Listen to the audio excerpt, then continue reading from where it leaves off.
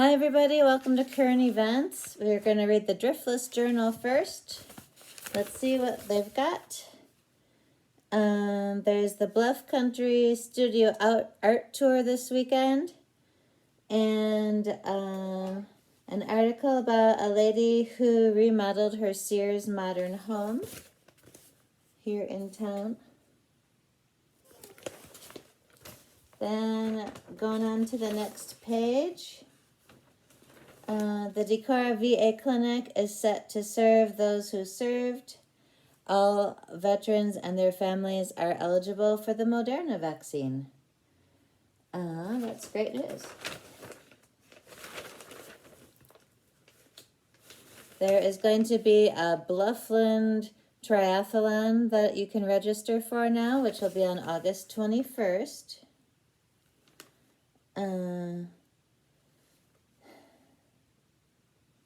There's a University of Dubuque virtual performing arts event. Sounds like fun. There is Landscape of Guitar, the animated painting concert experience featuring Patchouli and Terra Guitarra, and this one sounds good to me. Mutt's Gone Nuts, a canine cabaret. That would be awesome. A canine cabaret. Alright.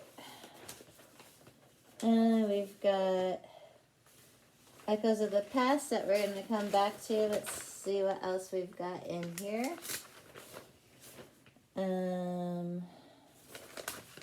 For big news in the town of Decorah.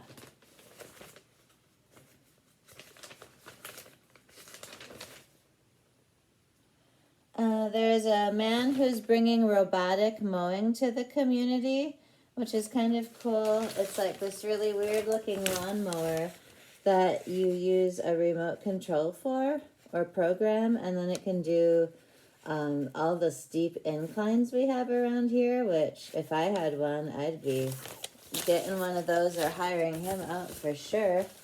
I've seen that at work over by the hospital on the hill there, and it's pretty cool. Let's see.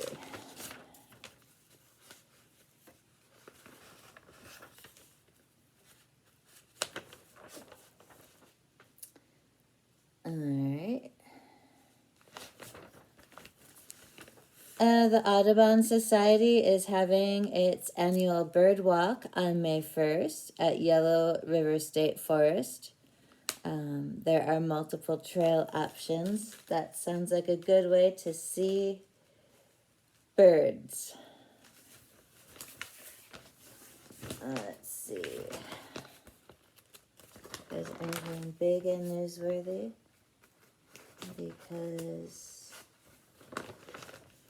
Studio Art Tour is interesting, but it's kind of taken up the whole entire paper. Let's see. A yoga event has raised $15,000 for Project CARE, which is an organization dedicated to assisting youth aging out of foster care placement. That is a really good organization. All right, I think we are going to simply go to Echoes of the Past.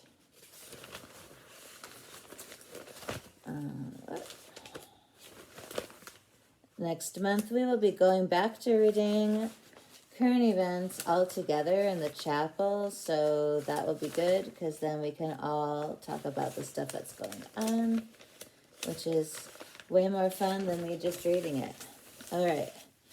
But 100 years ago, 1921, Superior Sanitary Bakery is offering the best almost pre-war prices on baked goods. Pies, 15 cents. Cookies, 15 cents a dozen. Coffee cakes, 15 cents. And the famous Parker House Rolls, 15 cents a dozen. That's pretty cheap, 100 years ago. The building operations of the new Koren Library at the Luther campus have progressed so far that it was possible to have the cornerstone laying in connection with a celebration of Luther Day on April 18th. This was an undoubtedly big day for the college, the 400th anniversary of the appearance of Martin Luther before the Diet at Worms would in itself have been an occasion worthy of more than ordinary notice. That's an interesting sentence. Worthy of more than ordinary notice. I have to put that one in my back pocket. Let's see. April 26th has been set for the first meeting for the organization of a new women's auxiliary of the American Legion in Decorah. And they are still going strong because they have been coming here as volunteers for bingo and birthday parties since I've worked here, except this year for COVID. The prospects of oil being found in Decorah is still considered. Mrs. W.I. Purdy, wife of the late Mr. Purdy, was in town recently to talk to any interested investigating all oil prospects here. Did they ever find any? Let me know. That was 100 years ago. It's soon time to start cleaning up the yards and alleys of Decorah, as the local civic club has set the second week of May as Inspection Week to see that all area yards are clean. I don't think we're doing that anymore, but we better get ready for inspection. 1931, the first bank robbery ever before perpetrated in Winneshiek County was staged over at the Burr Oak Savings Bank about a week ago. It was held up and robbed for $1,000. Two bandits entered the bank around 3:30 in the afternoon. The only occupants of the bank at that time were the cashier, M.O. Satry, a bank assistant, Melvin Underbaka, and Mrs. Raymond Young. The order of "stick 'em up" was made by the bandits. The three were ordered to lay on the floor behind the case. Ed F. Arnold arrived shortly thereafter and also was ordered onto the floor as well. All four were tied up once the bandits got to taking all the money. The folks were herded into the vault. Mrs. Henry Lovelane was the next to enter the bank, and she was put in the vault, but her hands were not tied. The vault door was closed on them. Then Rex Ward approached the bank door. He was standing on the sidewalk when the bandits pointed a gun at him, and he was ordered into the bank. He was then tied up. M.R. Walton entered the bank next, and he had $365 in his hands. The robbers graciously relieved him of the money in his hands, and then they tied him up and ordered him to the floor. I hope they had a lot of rope. J.D. McCauley was the next to enter the bank, and he also was tied up and sent down to the floor. Bank cashier Satry reports that one of the men was a vile talker and kept a gun to his head most of the time. One of the robbers was identified as lame, and the other was cross-eyed. After they gathered the money, they walked leisurely to their car and left town, driving towards the Minnesota line. The Decorah sheriff and his team responded quickly, making the 12-mile run to Burr Oak in record time. They have scoured the county but haven't found any tracks of the bandits. Surrounding towns have been on the lookout. Wow, sounds like a movie plot. George Odie, Decorah's hustling real estate man, recently sold a home on East Broadway. The consideration was $4,000. It's a good piece of property, and some folks say it is worth $5,000 or even more. Silvercrest Golf Club had its formal opening last week. Located on the paved highway number 55, 2 miles north of Decorah on the Ed Yeomans farm. The sand greens are said to be treacherous, and a misfired putt means disaster in the score column. The 9th hole is reportedly a course all its own. Elderton is now seeking help as he plans to have a stock of golf accessories and a repair shop, and he hopes to dispense cold drinks, cigars, and candy. All right.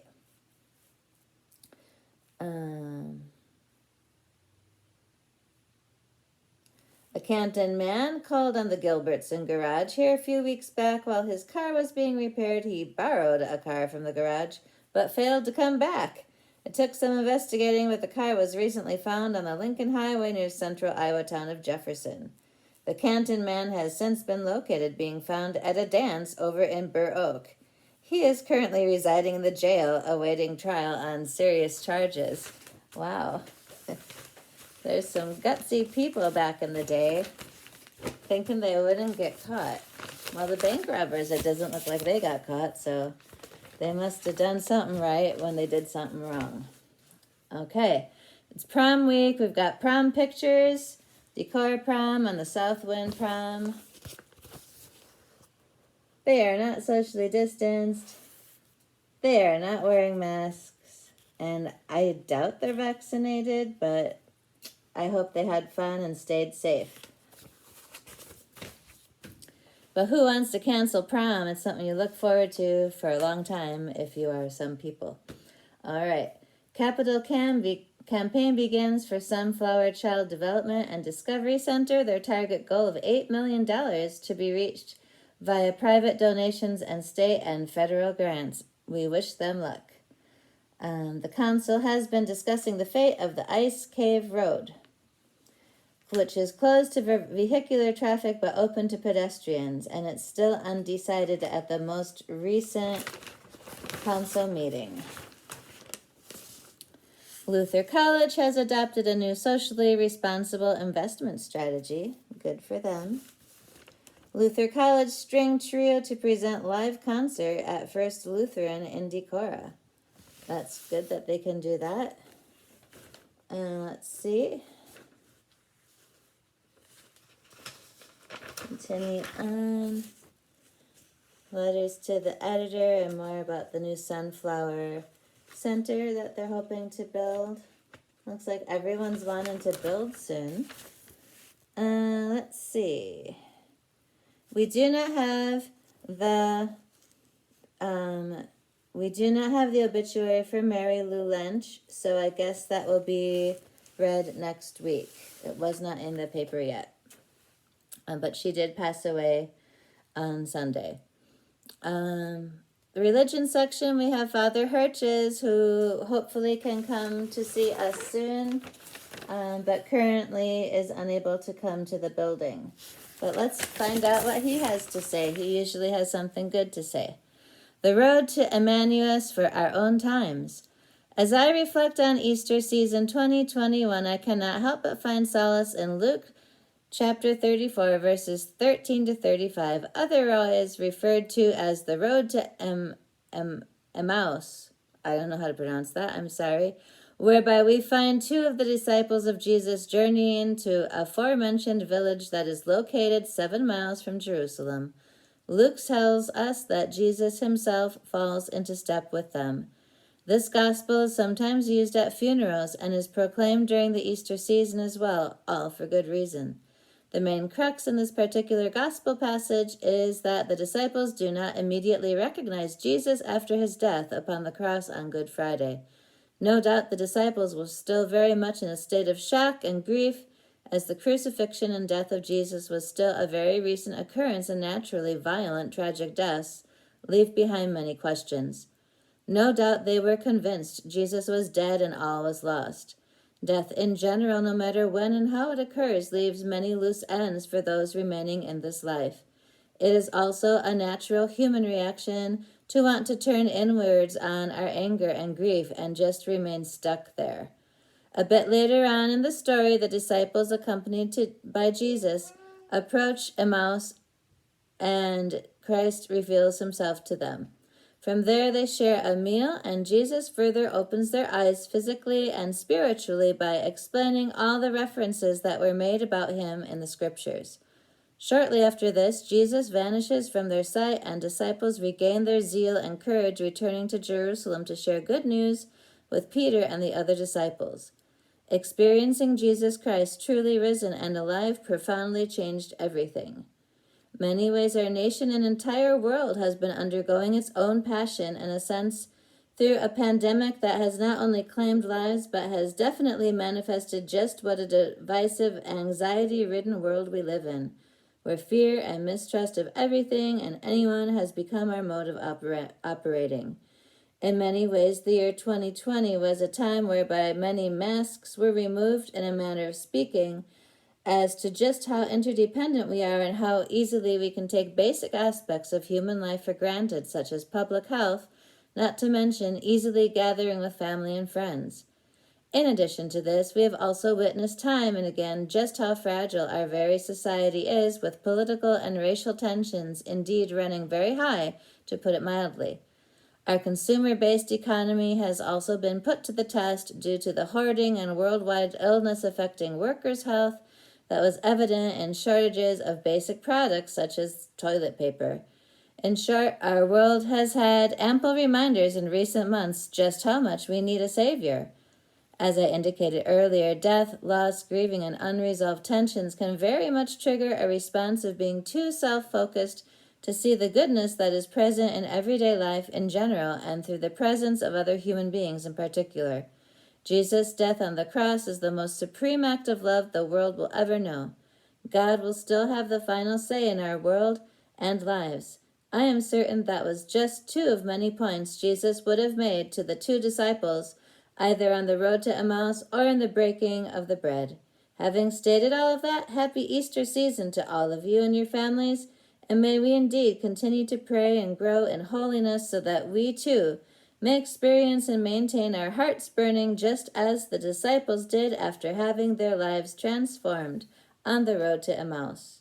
That was Father Don Hirches, the pastor at St. Ben's.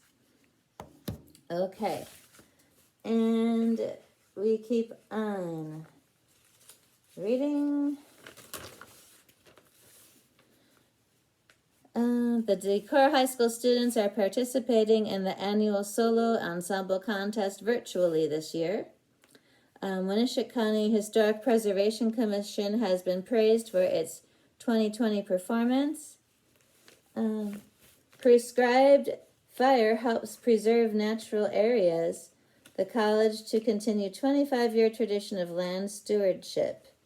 So there have been burn crews going out.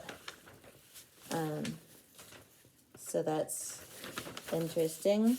More about prom. And I don't know. Echoes of the past. I think that's going to be it for today. Let's read them. 1941, 80 years ago, a movement is underway to organize a community baseball club.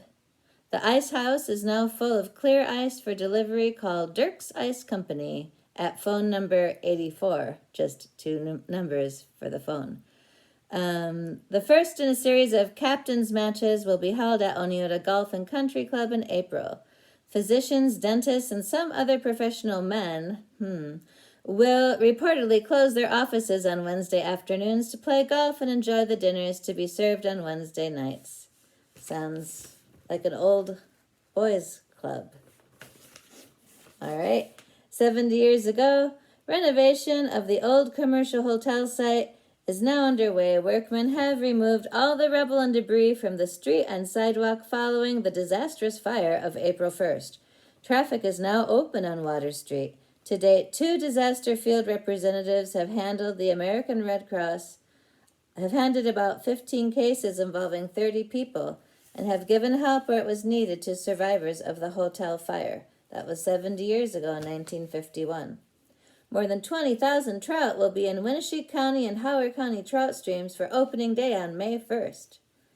Final preparations are being made for the grand opening ceremonies at the K&S Super Value store here. I remember going there. 1961, 60 years ago, grand opening at the Sherwin-Williams paint store on Water Street. It's not on Water Street anymore. Let's see. A grand opening at the Mode O'Day Frock Shop in downtown Decorah is later this week. The new owner is Mrs. Florence Johnson.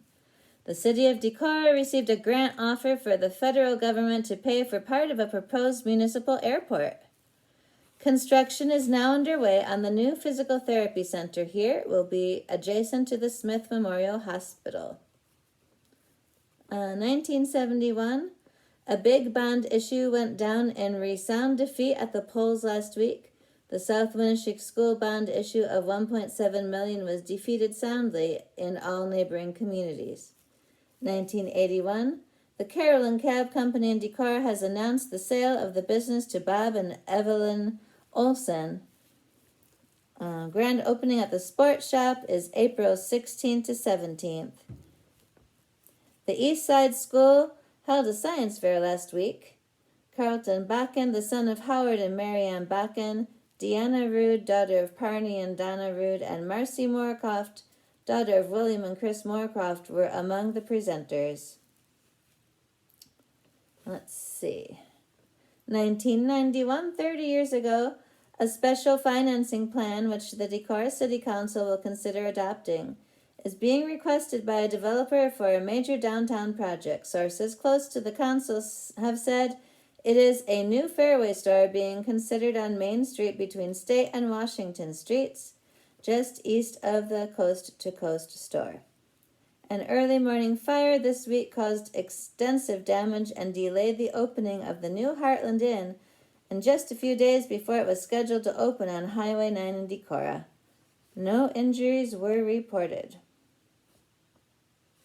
Okay, 2001, 20 years ago, a diversity appreciation team has responded to a racial incident on campus.